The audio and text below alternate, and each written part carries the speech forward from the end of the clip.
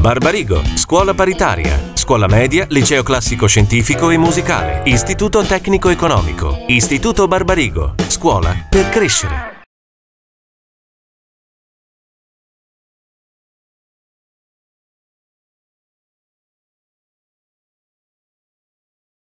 Ringrazio i miei allievi, ringrazio le persone con cui sono venuti in compagnia e comincio subito, sperando che si possa... Spero che mi sentiate. Sì, si sente lo stesso.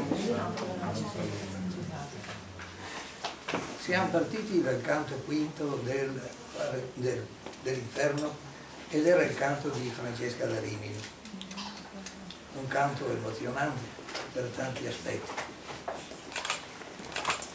su cui ci siamo trattenuti e che abbiamo rapidamente esaminato e letto in compagnia. Vedo con piacere che molti hanno portato il testo, perché a seguire sul testo per me è molto più agevole anche sapere che mi seguite, che leggete insieme, ecco, quindi anche per le volte prossime. Ho visto però che c'è anche un errore nel foglio che vi è stato dato, dove è scritto che la volta prossima sarebbe il canto 23 dell'Inferno, no, è il canto 33. Ah, 33, vabbè. Ah, ok, una cosa diversa, è il canto di Ugolino.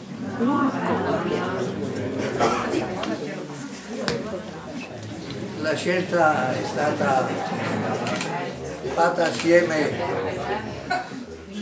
con parecchi di voi, quindi non è stata scelta da me, quindi io faccio il buon esecutore se posso. Professore? Grazie.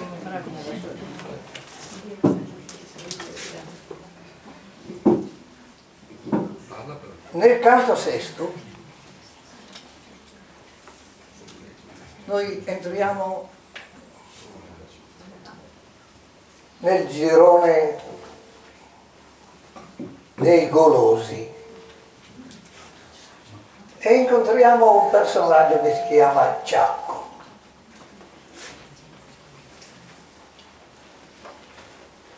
È un fiorentino, è il primo, è troppo forte forse, è il primo concittadino, scusate, è il primo concittadino di Dante e Dante si rivolge a lui immediatamente. Lui dice: voi cittadini vi chiamaste Ciacco per lo dannoso vizio della gola. Come tu vedi alla pioggia mi fiacco. E non sono solo qui. Dante lo ascolta attentamente, ma subito gli domanda: informazione di altri dannati. E questi dannati chi sono? Immediatamente un nome: Farinata, il Tegliaio e gli altri che a ben far puoser gli ingegni. Dimmi dove sono e fa che io li conosca. Ha voglia di vedere Farinata, il Tegliaio, Jacopo Rusticucci, Arrigo e il Mosca e anche altri che a ben far puoser gli ingegni. E lui vuole... Dove sono? Risposta: e son tra l'anime più nere, diversa pena più li preme al fondo, si trovano più in basso, non si trovano qui. Ma sentire questo nome di Farinata, Farinata degli Uberti, chi era?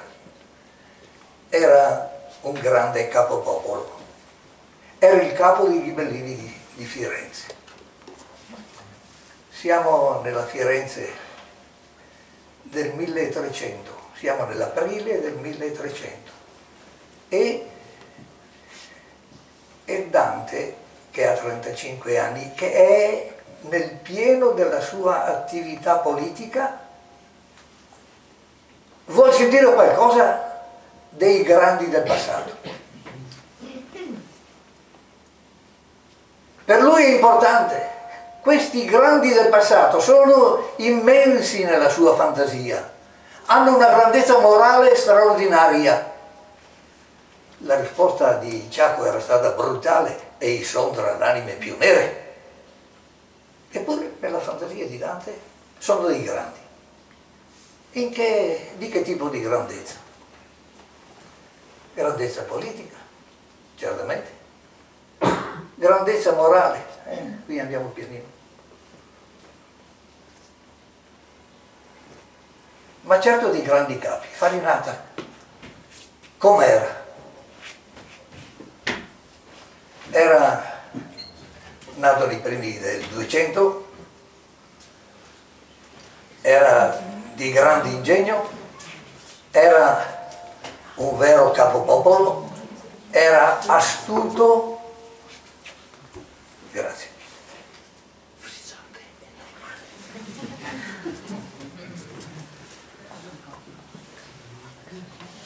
e aveva preso facilmente il predominio del suo partito. Che tempo era quello? È il tempo dei comuni. Ed è un tempo glorioso dei comuni italiani, che sono, nel primo 200, in rapida espansione, che hanno una vigorosa vita economica, vita politica, che hanno una vita artistica eccezionale e che hanno una vita religiosa.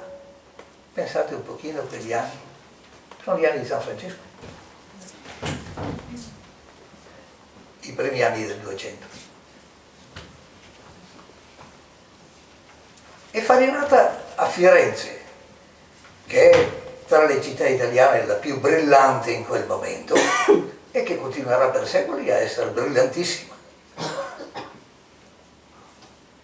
Farinata prevale su tutti, è il capo dei Ghibellini, il partito dell'imperatore. Lui pensa che deve trovare Farinata.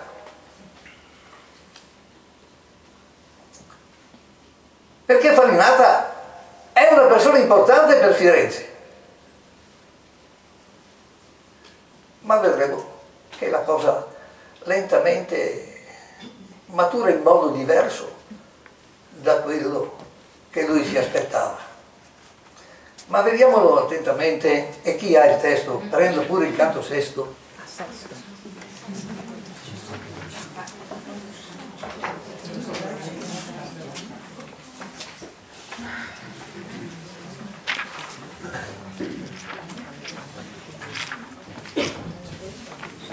Al verso 58. Io gli risposi: Giacomo, il tuo affanno mi pesa sì che a lacrimarmi in vita, ma dimmi se tu sai a che verranno i cittadini della città partita, se alcun v'è giusto, e dimmi la cagione perché la tanta discordia salita. Città in straordinario vigore, ho detto, ma in perpetuo litigio. Tanta discordia. Risponde: dopo lunga tensione verranno al sangue, la parte selvaggia caccerà l'altra con molta offensione. E già gli dà una serie di informazioni. Prima prevarranno gli uni, poi prevarranno gli altri, e intanto si scanneranno gli uni con gli altri. E quali sono i vizi? 3.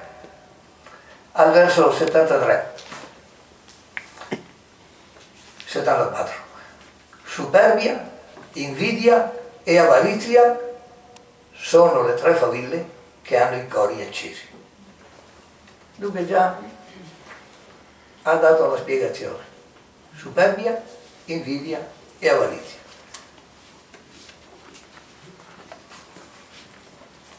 Adesso ricordiamo solo che dopo i golosi vengono gli avaghi prodichi nel girone successivo, e nel successivo ancora vengono gli iracondi, e poi ci troviamo di fronte a una enorme città, che è la città di Dite, cioè di Satana, di Lucifero. E allora qui dobbiamo andare al canto nono, e nel canto nono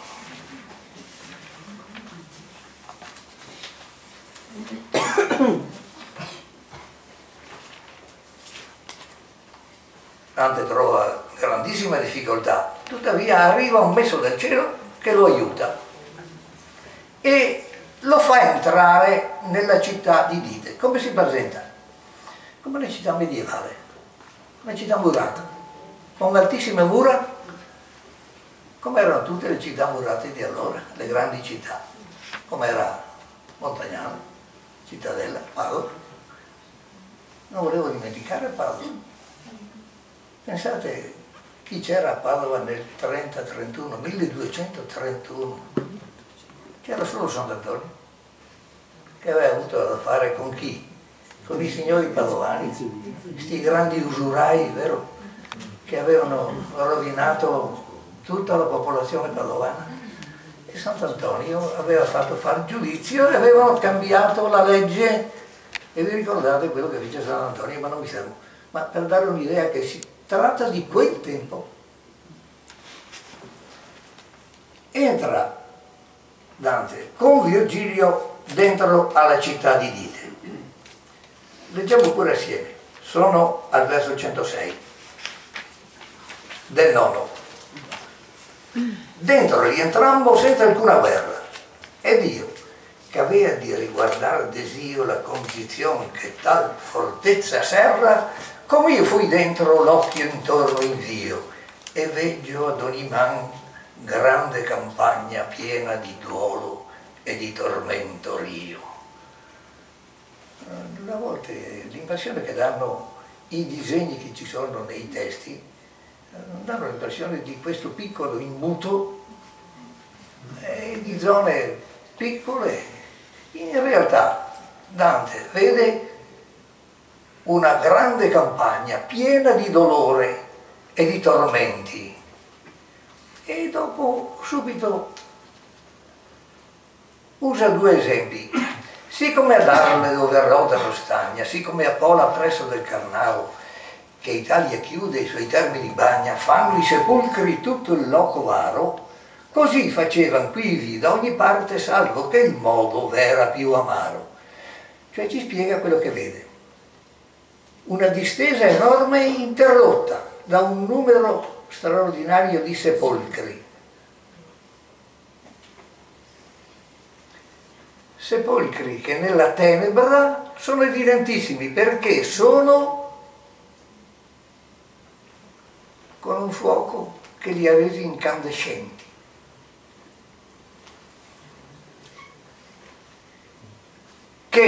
Perché tra gli avelli, tra i sepolcri, fiamme erano sparte, per le quali erano sì del tutto accesi che ferro più non chiede ver un'arte. E un fabbro potrebbe lavorare con questo ferro, tanto sono incandescenti.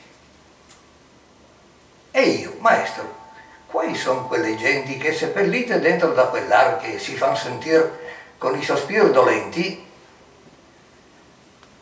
E quelli a me. Virgilio risponde, dunque, qui sono gli eresiarche, coi loro seguaci, d'ogni setta, e molto più che non credi sono le tombe carche. Simile qui con simile è sepolto, e i monumenti son più e men caldi. Dunque, tombe con sepolcri alti incandescenti. E gli abitanti sono gli eresiarche. La parola eresiarche significa i capi di eresie, coi loro seguaci, con gli eretici, capi con gli eretici. Ogni setta. E le tombe sono più cariche di quello che tu credi. Cioè sono moltissimi gli eretici e molti gli eresiarchi. Qui con studenti del liceo classico sarà ben dire che eretico è da eresia, è da airesis, il verbo aireo, chi ha tolto qualche cosa, da che cosa? Dal credo. Non credono a qualcuna delle verità della fede, quelle che noi recitiamo nel credo. Il credo in Dio Padre Onnipotente, eccetera, credo nel Figlio, lo Spirito Santo, la Santa Chiesa Cattolica, la comunione dei santi, la remissione dei peccati, credo nella vita eterna. A qualcuna di queste verità gli eretici non credono, si sono levati fuori dal corpo della Chiesa. E ci sono anche i capi, e uno lo nomina, come Epicuro, il filosofo del IV secolo a.C., vero? Che avete conosciuto anche dal De Rerum Natura, e che, sapete, diceva, non negava l'esistenza degli dei, diceva che vivono beati, distinti da tutto quello che c'è sulla terra, però che il fine della vita è garantire la volontà, il piacere. Anche il piacere intellettuale, non è che intendesse il piacere sensuale e basta. Ma con la sua dottrina atomistica, per cui tutto quello che esiste è formato da atomi, che quando si uniscono danno vita e quando si staccano fanno finire la vita, così pensava che la fine della vita dell'uomo è quando si stacca anima e corpo, lì è chiaro che non c'entrano, quando si staccano questi atomi finisce tutto, ecco. Non credeva all'immortalità dell'anima, è evidente.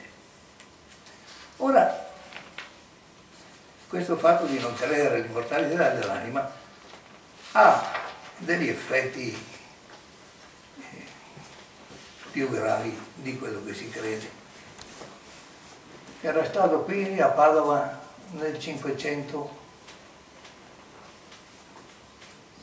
un professore che aveva fatto scrivere sulla tomba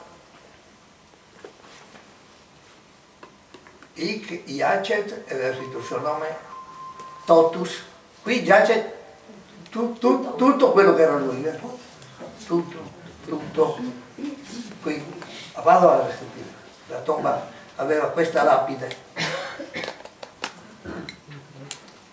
e vuol dire che credeva che con la morte del corpo fosse finito tutto. Quindi dico che si tratta di teorie che molti in pratica hanno accettato e che ne hanno fatto professione pubblica e spesso diffusa volutamente. Ma adesso entriamo nel campo decimo vero e proprio. Ora se va per un segreto calle tra il muro della terra e i martiri lo mio maestro e Dio dietro le spalle. O virtù somma che per gli empi giri mi volvi, cominciai come a te piace, parlami e soddisfammi ai miei desideri. La gente che per i sepolcri giace potrebbe si vedere, già sono levati tutti i coperchi e nessun guardia face. E quelli a me. Tutti saranno serrati quando di Giosafat qui torneranno coi corpi che lassù hanno lasciati. Suo cimitero da questa parte hanno con Epicuro tutti i suoi seguaci che l'anima col corpo morta fanno. Ci fermiamo più un attimo, vediamo quello che dice. Ora, il mio maestro, Virgilio, simbolo della ragion naturale, se ne va per un calle riservato tra il muro della città, vuol dire, e le tombe incandescenti, ed io lo seguo, Dio dietro le spalle. Oh, potenza grande che per gli empi giri, empi spietati, o empi del tutto come il contrario di pietas. Vi ricordate pietas? Amor erga deum et erga parente, amore verso Dio e verso i genitori. Pietas. Empi, questi qui, perfino i gironi, che mi accompagni, che mi fai girare. Cominciai, come a te piace, parlami e soddisfai ai miei desideri. Dante parla con grande confidenza con Virgilio e domanda: la gente che giace per i sepolcri si potrebbe vedere? Sono già levati tutti i coperchi e nessun fa guardia. Ha una voglia da matti di vedere Farinata, vuole parlare con lui. Cosa risponde Virgilio? Lo prende delicatamente in giro. Difatti non risponde alla prima domanda, risponde alla seconda. Si può vedere la gente, aveva chiesto lui, e vuol dire: posso vedere Farinata? L'altro gli risponde: i sepolcri, che è la seconda parte, la seconda domanda, saranno tutti chiusi quando corpi e anime torneranno dalla valle di Giosafat, dove si verificherà il giudizio universale, e si ritorneranno qui quei corpi che avevano lasciato qui.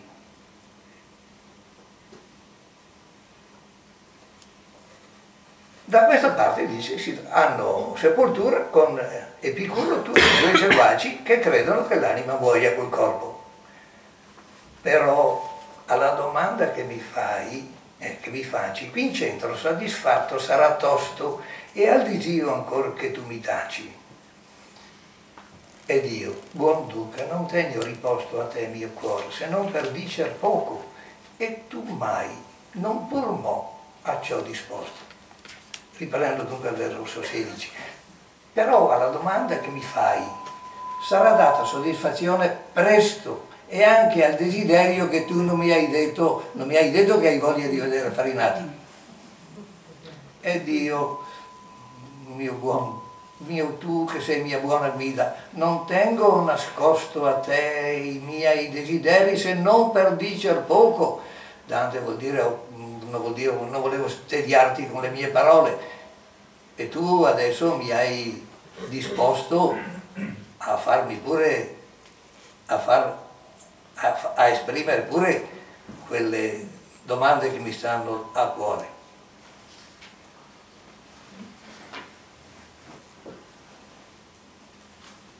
O tosco, che per la città del fuoco vivo te vai, così parlando onesto, piacciati di restare in questo loco.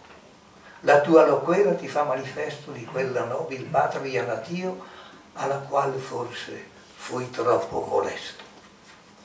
Subitamente questo suono uscì d'una dell'arche, però m'accostai temendo un poco più al duca mio, ed egli mi disse: volgiti, che fai? Vedi la Farinata che c'è dritto, dalla cintola in su, tutto il vedrai.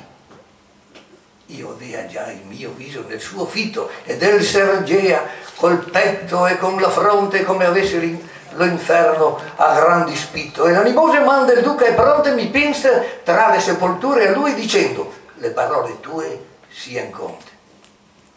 Torniamo pure indietro dal verso iniziale, dalla prima frase, dunque dal verso 22. O toscano,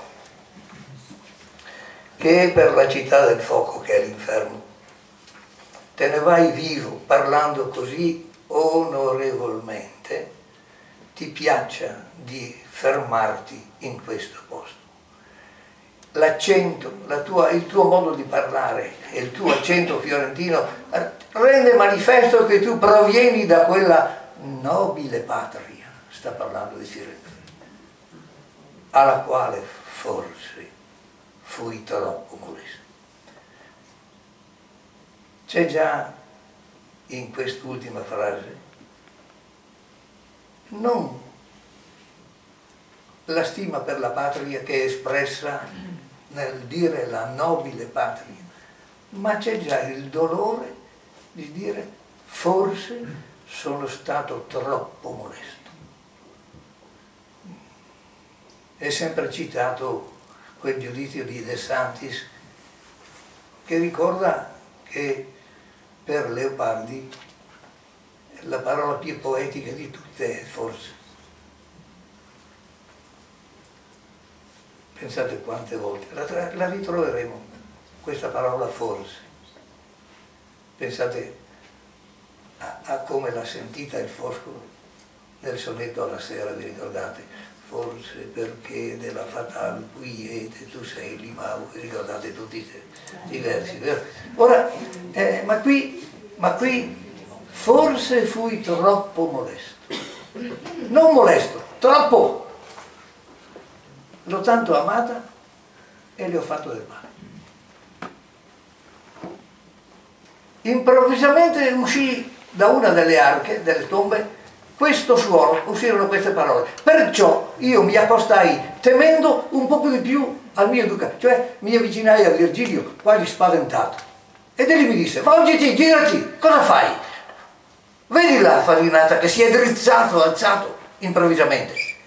Dalla cintola in su, tutto il vedrai. È una presentazione di un essere gigantesco che emerge illuminato dalle fiamme della tomba, nella tenebra. Tutto, lo vedrai tutto. Io avevo già conficcato i miei occhi nel suo viso, ed egli si ergeva col petto e con la fronte. Giustamente è stato notato che dire con il petto vuol dire con il cuore, e con la fronte, con l'intelletto, come avesse l'inferno in gran dispetto. Ma è possibile avere l'inferno in gran dispetto? In grande disprezzo? Che è una punizione orrenda quella che... Pensate che noi se tocchiamo la fiamma anche per un secondo in una stufa, facciamo uno scatto, e lì si vive dentro una tomba incandescente. E lui, preso da questa sua idea della politica che ha in testa, in quel momento si comporta come se non badasse, se avesse in dispetto anche l'inferno.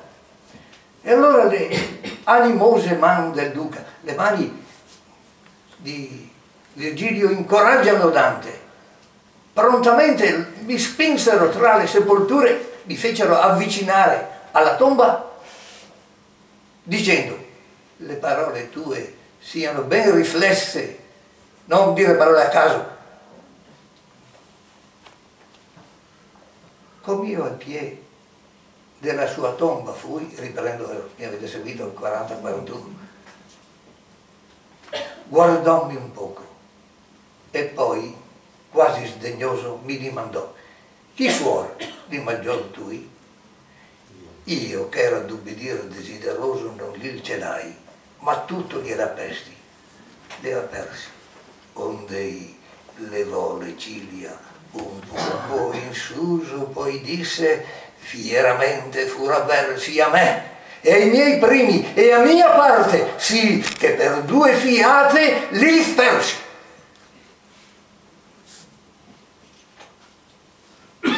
Sei fur cacciati e tornar d'ogni parte, risposi io lui, l'una e l'altra fiata, ma i vostri non appreser ben quell'arte.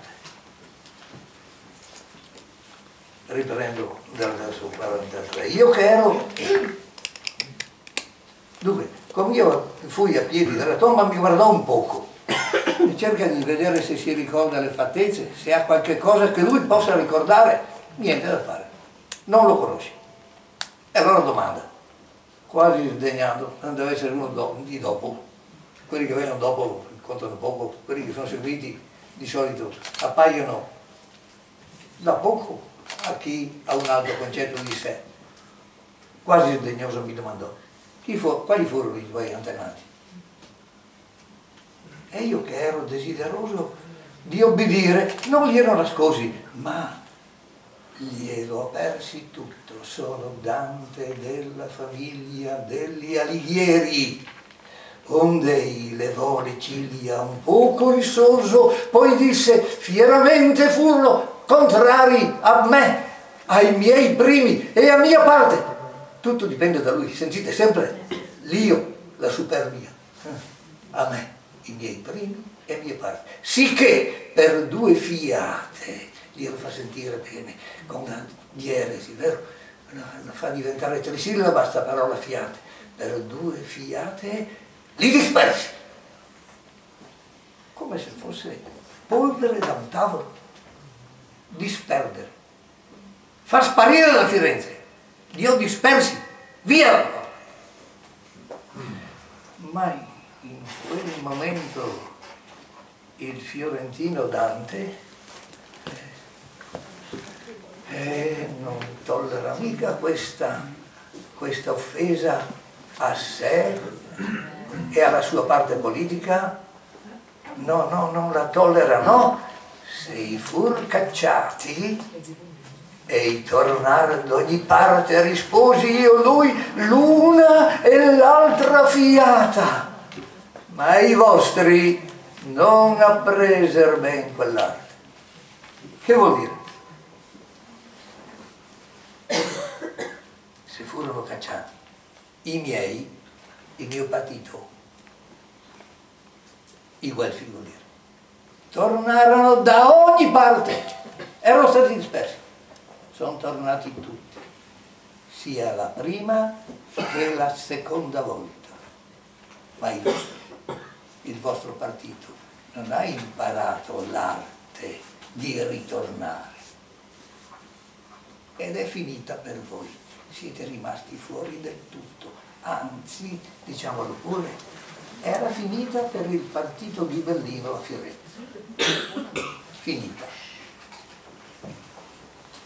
Allora sorse alla vista scoperchiata un'ombra,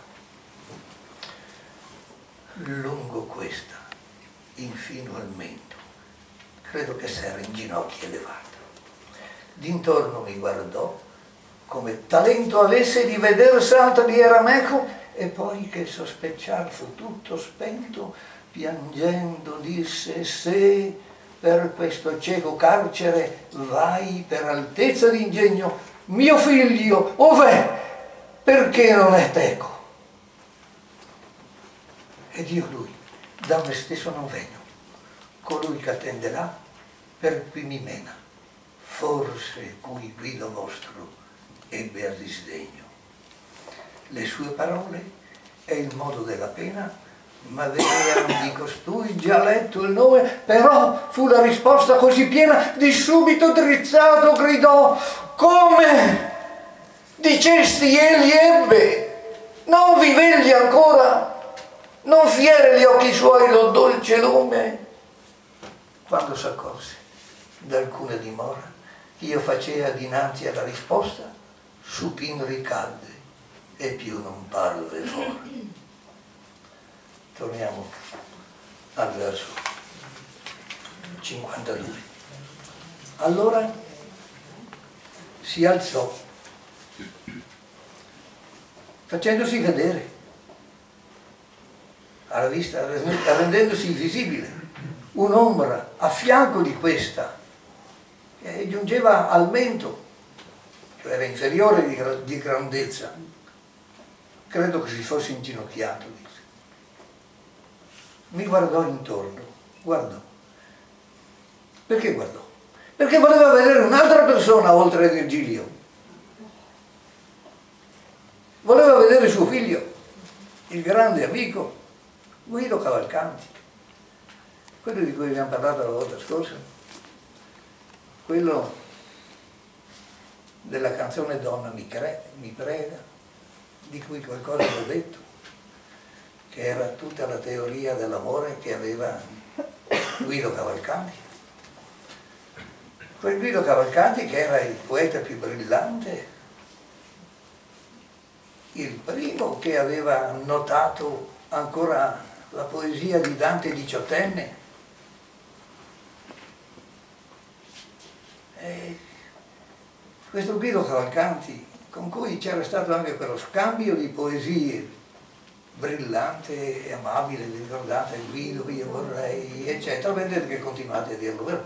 E tu e l'Apo e Dio, eccetera. Ma poi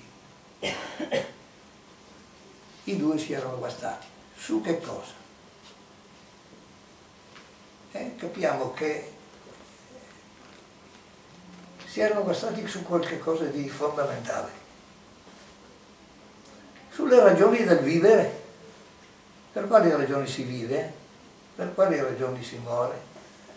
Che cosa dobbiamo pensare di questa vita? Siamo qui per divertirci? E Guido era un ateo attivo. C'è una novella del Boccaccio che dice che Guido era un tipo riservato, orgoglioso, lo vedevano andare da solo in giro per la città, meditando come dimostrarsi potesse che Dio non fosse. Ateo attivo che voleva dimostrare l'inesistenza di Dio. E Dante invece la sua crisi l'aveva avuta tremenda, era stata una crisi lunga dalla morte di Beatrice fino al 300, e però era arrivato ad un esito che è quello che lo porta alla commedia che lui narra, perché narra la sua vita e ce la rivela tutta, da uomo che vive con una passione per l'arte e per la politica, come era Dante, e come era anche per Guido, ma l'esito dato alla riflessione era stato diversissimo. E Dante, lui dice, aiutato dalla Vergine Maria, vi ricordate che vi ho riassunto rapidamente quello che avevo detto del secondo canto, era stato portato lentamente a meditare sui novissimi, vero? Morte, giudizio, inferno e paradiso. E Virgilio gli aveva detto: a te conviene tenere l'altro viaggio se vuoi campare destra loco selvaggio. Bisogna che cambi strada, devi cambiare del tutto. E devi meditare sull'esito di una vita scostumata, di una vita sbagliata. E allora Dante aveva cominciato il suo cammino per ritrovare la fede e la grazia. E Guido invece no. E lì era venuta la rottura totale tra i due. Qui chi parla è il padre di Guido.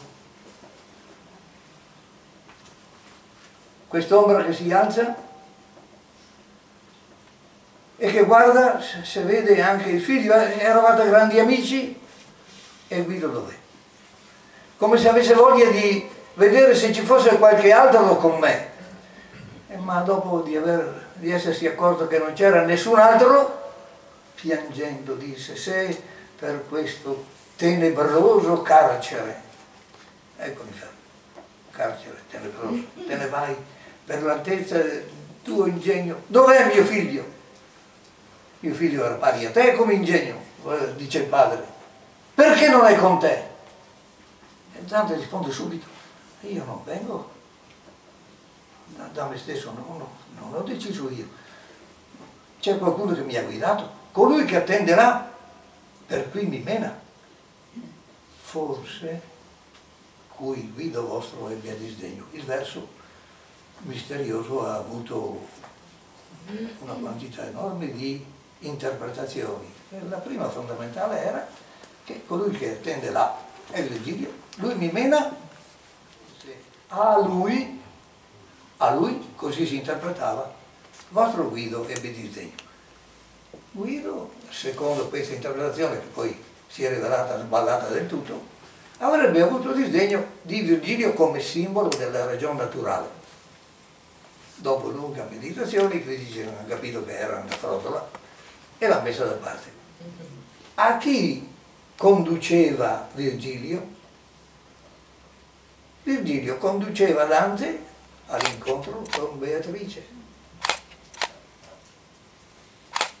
Mi mena a colei per la quale il vostro Guido ebbe disdegno. Perché chi è Beatrice?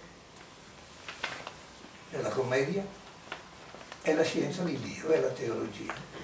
alla conoscenza di Dio, allo studio di ciò che riguarda Dio. Lui mi mena a Beatrice come simbolo della teologia e verso questa il vostro Guido non ebbe nessuna propensione, anzi l'ebbe a disdegno.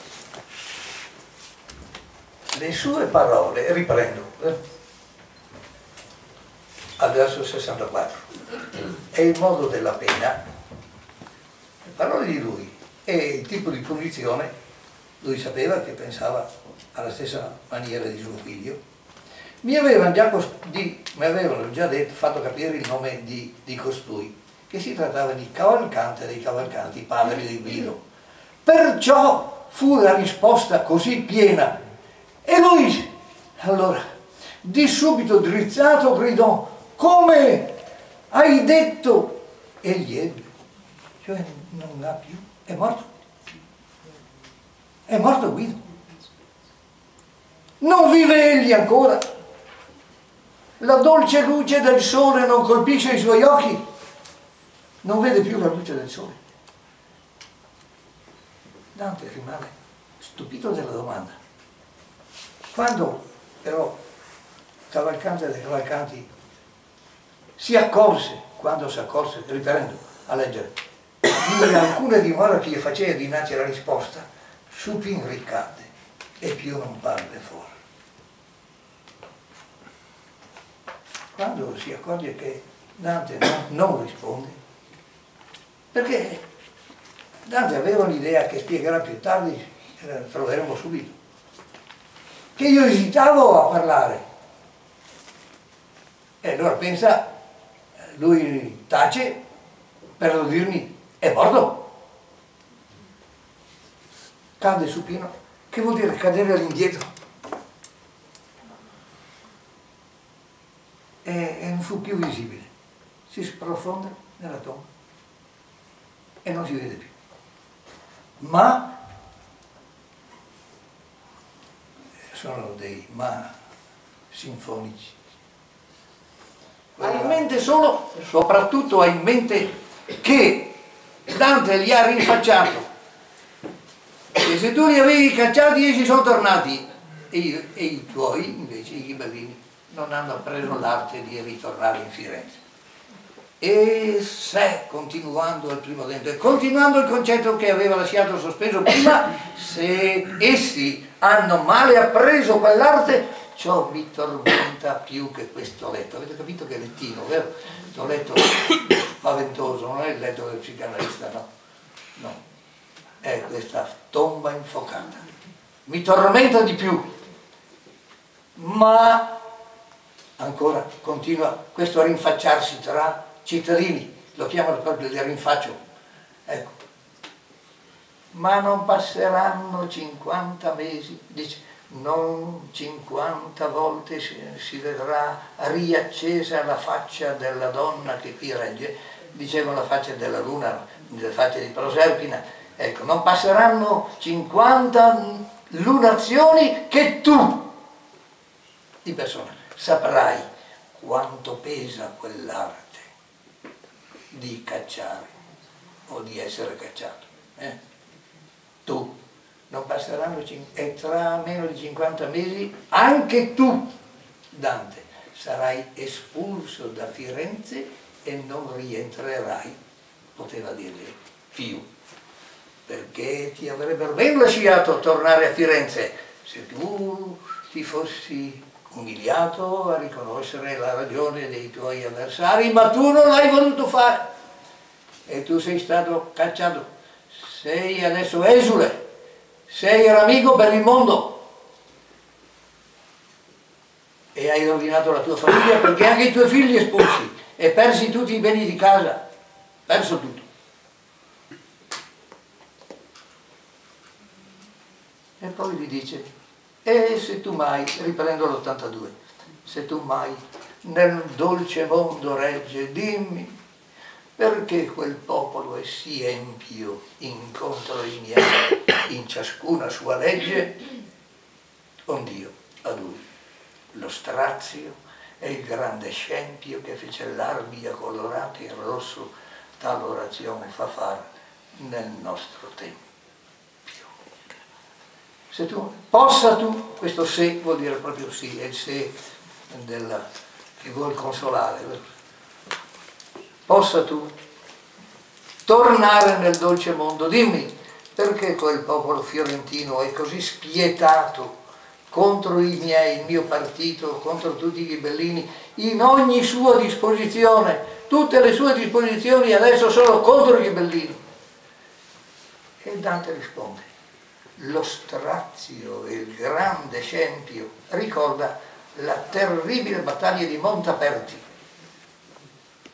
in cui i ghibellini avevano fatto strage dei guelfi di Toscana, tale e tanta strage che i morti avevano versato il loro sangue, che aveva insanguinato il fiumicello Arbia, lo aveva reso rosso questo fiumicello Arbia. Dunque lo strazio, il grande scempio che ha reso l'Arbia colorata in rosso, fa fare tali decisioni, fa prendere tali orazioni, vuol dire decisioni nel nostro tempio, non vuol dire nelle chiese, quantunque di tanto in tanto potessero fare anche pubbliche riunioni per prendere decisioni. Questa risposta che gli ricorda la grande vittoria della sua parte, che poi non è raccontata niente, per cui, come si vede subito dal verso 88, poi che ebbe sospirando il capo scosso, in cui ammette cioè che c'era stata della colpa tremenda in quella lotta sanguinosa tra fratelli, tra concittadini. A ciò non fui io solo, disse, né certo senza cagione con gli altri sarei mosso, ma fui io solo, là, dove sofferto fu per ciascun di Torre via Fiorenza, colui che la difesi a viso aperto. Dapprima sospira pensando alla strage, ma non fui io solo, dice, e non mi sarei mosso senza una causa, senza causa, ma questa causa è una causa così forte, così vera, così autentica, che può essere approvata da Dio, quello di far strage tra concittadini. Malgrado questo, fui io solo che nel convegno di Empoli, dove fu deciso da ciascuno dei ghibellini di Toscana di eliminare alla base la città di Firenze, far crollare tutto, far finire Firenze. Fui io solo colui che la difesi a viso aperto, di fronte a tutti. E tale era la sua autorità che bastò a salvare Firenze dalla distruzione totale. Ecco il motivo della stima di Dante. Soprattutto questo, il fatto che lui avesse salvato la sua città. Continua al verso 93, 94.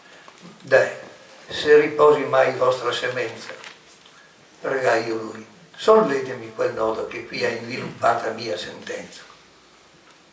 E il par che voi veggiate, se ben godo, dinanzi quel che il tempo sequo adduce, e nel presente tenete altro modo.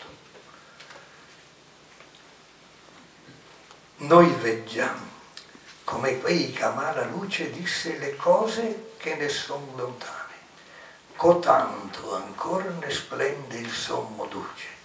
Quando s'appressano o son, tutto è vano nostro intelletto, e s'altri non ci apporta, nulla sapem di vostro stato umano. Però comprender puoi che tutta morta fia nostra conoscenza, da quel punto che del futuro fia chiusa la porta.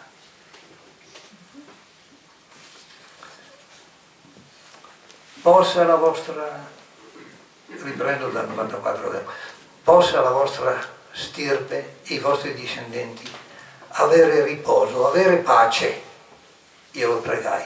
Ma adesso liberatemi da questa difficoltà che non riesco a spiegarmi. Quello che pensavo qui è stato tutto capovolto. Sembra che voi vediate prima quello che il tempo porta con sé. Sembra che voi conosciate il futuro in anticipo, voi. Siete presbiti, vedete lontano, ma non vedete il presente. E dovreste saperlo il presente. No, invece. Perché se sapessero il presente, saprebbero per esempio che Guido Cavalcanti era ancora vivo. Scioglietemi questa difficoltà che ho. Sembra che voi vediate prima e nel presente avete un modo diverso. Questo è il presente, non lo conoscete. Risposta di Farinata. La risposta di Farinata è impressionante. Ci sono delle affermazioni tali che credo che sulle quali è mia impressione che si sia riflettuto troppo poco anche da parte dei maggiori studiosi. Noi vediamo, risponde Farinata, come quello che ha mala luce, che ha mala vista, le cose che sono lontane.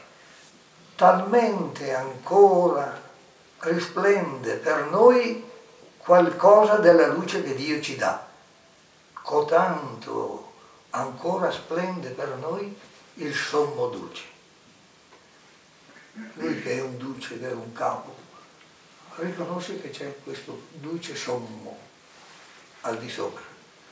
Quando si appressano le cose, i fatti, o quando si verificano, tutto è vano nostro intelletto. Chi punta tutto sull'intelligenza? Sentite, tutto è vano nostro intelletto. E se altri non ci portano notizia, nulla sapem di vostro stato umano. Non sappiamo niente. Niente del tutto. Perciò puoi comprendere che tutta morta fia nostra conoscenza. Sarà finita del tutto la conoscenza che noi avevamo da quel punto in cui sarà chiusa la porta del futuro. Ho detto che ci sono tre affermazioni, una più pesante dell'altra, vero? Tutto è vano il nostro intelletto. Nulla sapem di vostro stato umano. Tutta morta sia nostra conoscenza. Pensate un pochino, c'è ancora un po' di luce che ci dà Dio, dopo si chiude tutto. Allora, Dante, come di mia colpa compunto, come addolorato per la mia colpa, dissi, or direte dunque a quel caduto, fatemi la cortesia di dire a Cavalcante dei Cavalcanti, che il suo nato, che suo figlio, è coi vivi ancora congiunto, è vivo ancora. E sì, io fui dianzi, poco fa, muto alla risposta, fategli sapere che lo feci perché pensavo, avevo la mente ferma a quel nodo, quella difficoltà che adesso voi mi avete spiegato. E già il maestro mio mi richiamava, perché io pregai lo spirito più avancio che mi dicesse chi con lui andava. E già il mio maestro mi richiamava, mi faceva segno, per cui pregai Farinata che più in fretta mi dicesse chi stava con lui.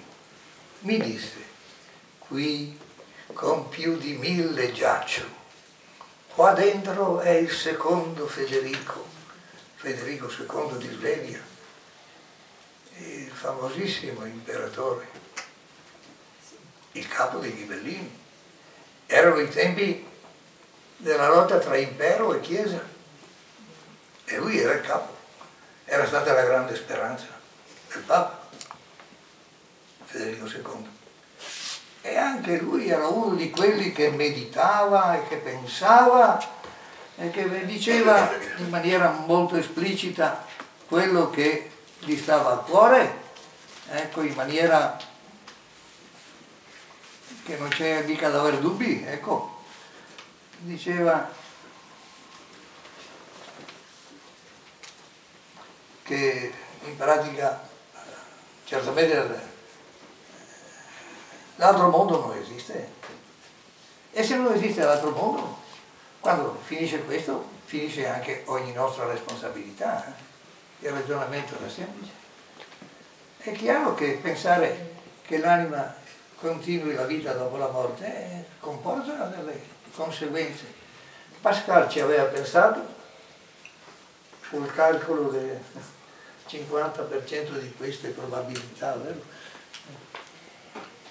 Vi ricordate? Parlo per quelli che so che hanno fiducia di questi argomenti.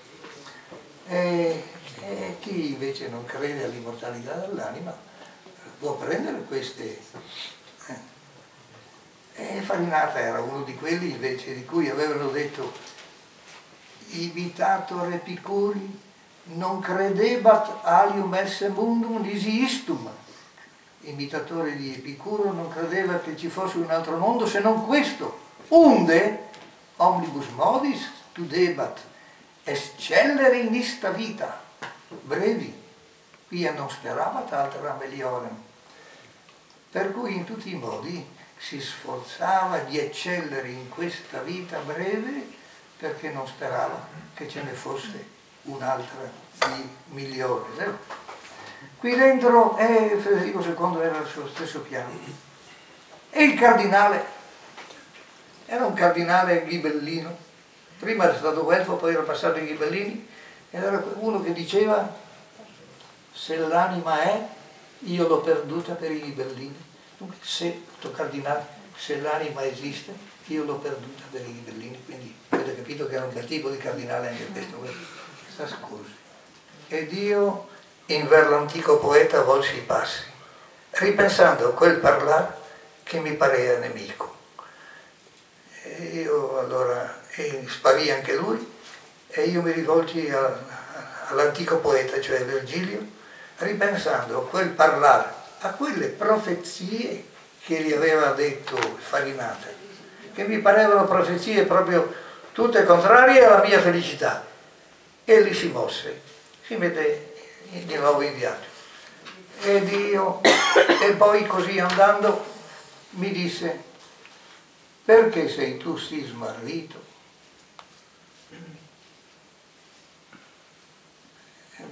Dante non è che abbia avuto tante consolazioni in questo incontro, si è sentito dire che avrà una serie, che sarà espulso, che sarà